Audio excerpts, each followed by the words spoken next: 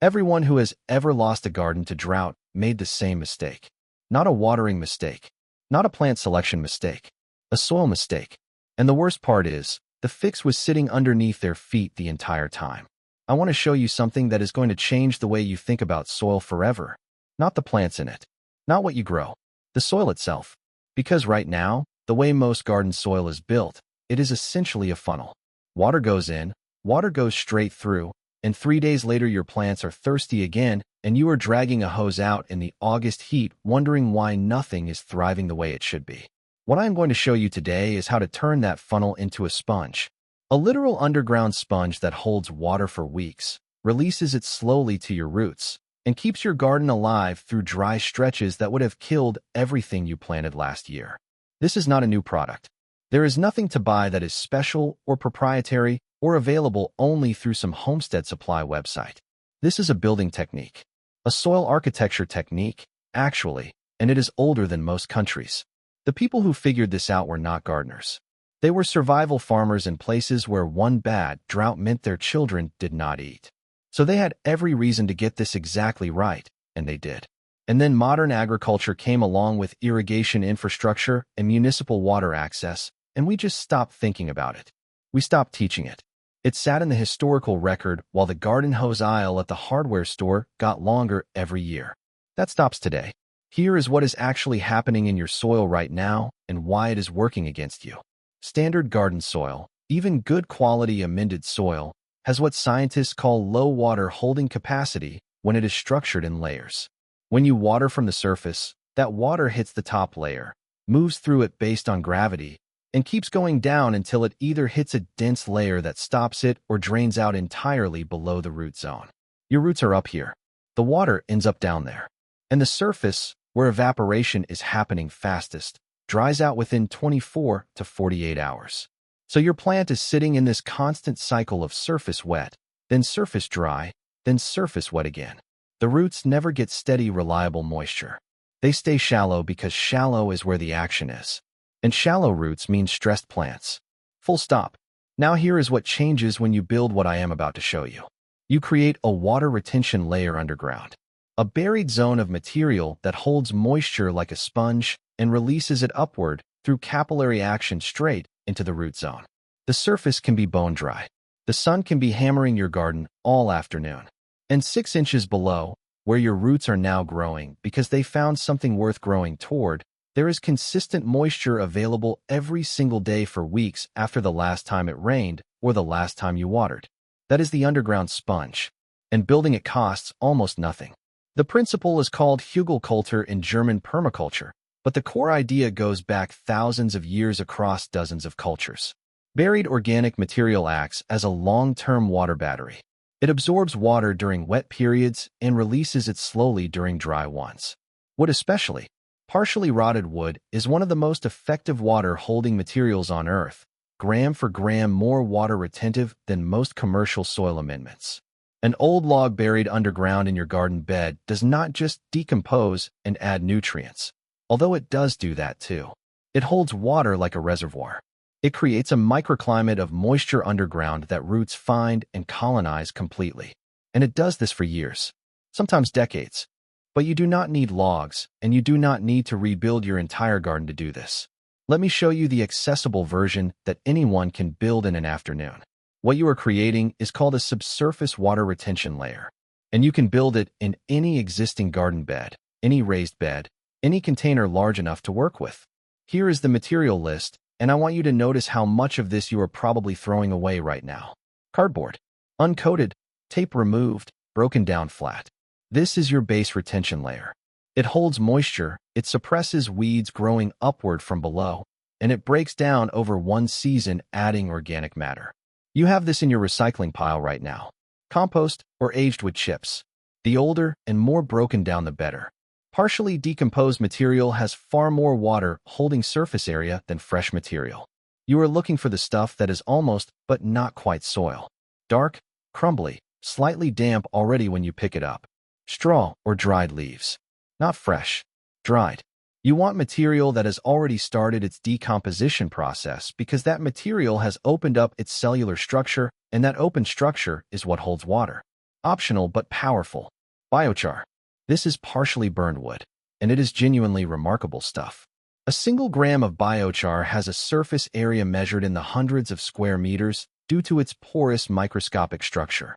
It holds water, it holds nutrients, it provides housing for the beneficial soil microbes that make your garden ecosystem function. You can buy a small bag for a few dollars or make it yourself, and I will explain that in a moment. And finally, your top layer of regular garden soil or compost mix. This is what your plants sit in. Everything below is invisible infrastructure. Here is how you build it.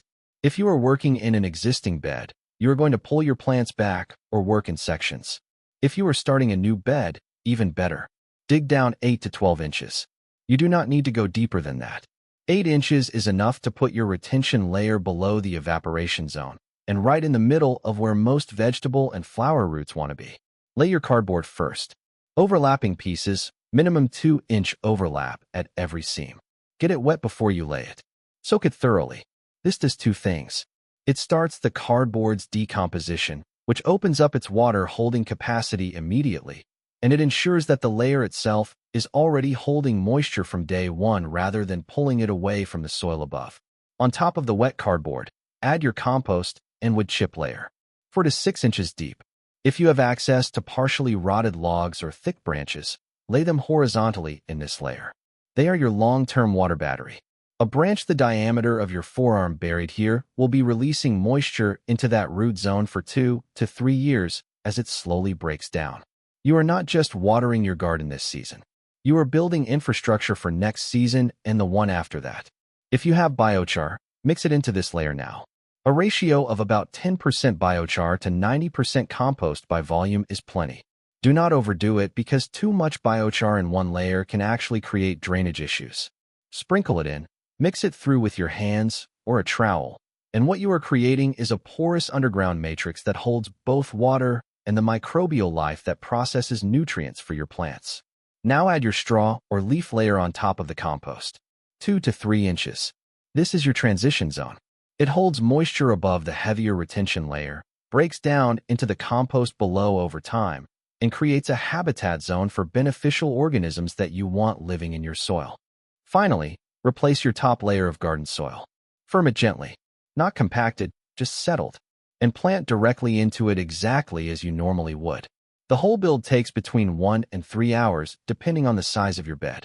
The cost in materials, if you buy everything rather than sourcing it free, is under $20 for a standard 4x8 raised bed. If you use free cardboard, community compost, and fallen leaves, the cost is $0.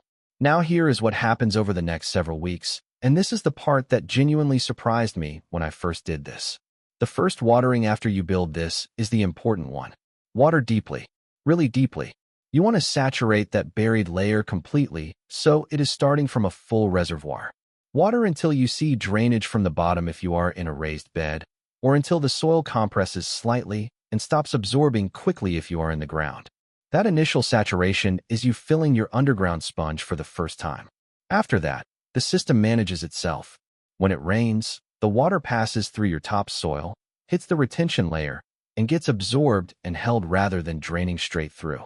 When the surface dries out in heat, capillary action pulls moisture upward from the retention layer into the root zone. The plants experience none of the wet and dry cycling that stresses them. They have consistent access to moisture at root level every single day. I tracked watering frequency on 2 identical 4x8 raised beds through 1 full summer. One was standard soil. One had the retention layer built in. The standard bed needed watering every 2 to 3 days through July and August. The retention bed went 11 days between waterings during the same period. 11 days in the hottest part of summer, and the plants looked better than anything in the standard bed. Deeper green, more fruit, no wilting by 3 in the afternoon. The difference was not the seeds, or the sun, or my attention. It was what was happening 6 inches underground where nobody could see it. And here is something that I think about a lot when I am out in the garden. Those plants in the retention bed, they were not just surviving better. They were fundamentally different plants. When roots have consistent access to moisture and nutrients, the plant does not spend energy on stress responses. It does not curl its leaves, it does not slow its growth, it does not drop flowers early. Every unit of energy goes into production. into the thing you actually want the plant to do: grow, flower, fruit, feed you. Now let me tell you about biochar specifically because it deserves more attention than it usually gets, and making it yourself is genuinely satisfying and completely free. Take dry wood scraps or branches. Nothing treated, nothing painted. Build a small fire in a metal barrel or a simple pit. Get it burning well, then cut off most of the oxygen by covering it loosely. You want the wood to char, not to ash. When it is black and no longer smoking, pour water over it to stop the process. What you have is biochar. Crush it coarsely. Charge it by soaking it in compost tea or diluted liquid fertilizer for 24 hours before adding it to your bed, and you have just created one of the most powerful soil amendments known to agriculture for the cost of some scrap wood and a Saturday afternoon. The charging step matters. Fresh biochar is a blank sponge. It will actually absorb nutrients from your soil briefly until it reaches equilibrium. Charging it first means it arrives in your soil already loaded with microbial life and nutrients, ready to give rather than take. Now I want to address the question that I know some of you are already thinking. What about container gardens and smaller spaces? Because not everyone has a raised bed or an in-ground garden. This works in containers too. Any container 12 inches or deeper. You build a simplified version. A 2-inch layer of moistened cardboard pieces at the bottom, a 3-inch layer of compost and biochar mix above that, and your regular potting mix on top. The water retention is less dramatic than a full-ground bed, but it is still significant. Container plants built this way consistently go twice as long between waterings as the same plant in standard potting mix. For anyone who travels, for anyone who forgets to water, for anyone who has lost a plant to going away for a long weekend and coming home to a crispy disaster, this is a genuine solution. Here is the question I want to leave you with, and I want you to actually answer it down below because I read these and they shape what I cover next. What is the driest, most difficult, most stubborn spot in your garden? The place where nothing seems to want to grow no matter what you try. Tell me about it in the comments because I genuinely believe that for most of those spots, the answer is underground. It is not a sun problem or a seed problem. It is a water architecture problem, and it is fixable. The reason this knowledge faded is the same reason all genuinely useful low-cost knowledge fades. You cannot sell it in a bag with a logo on it. You cannot patent it. You cannot build a subscription service around it. Cardboard from your recycling bin, compost from your yard, old wood from the pile behind the shed. There is no margin there for anyone except you. And that is exactly why it is worth knowing. Build one this weekend. One bed, one corner, one large container. Fill your underground sponge once. Water it in deep, and then watch what happens over the next 2 weeks. And then come back here and tell me what you saw because those comments are the best part of doing this. Subscribe so you are here for the next one because we are just getting started on the things they stopped teaching and never should have.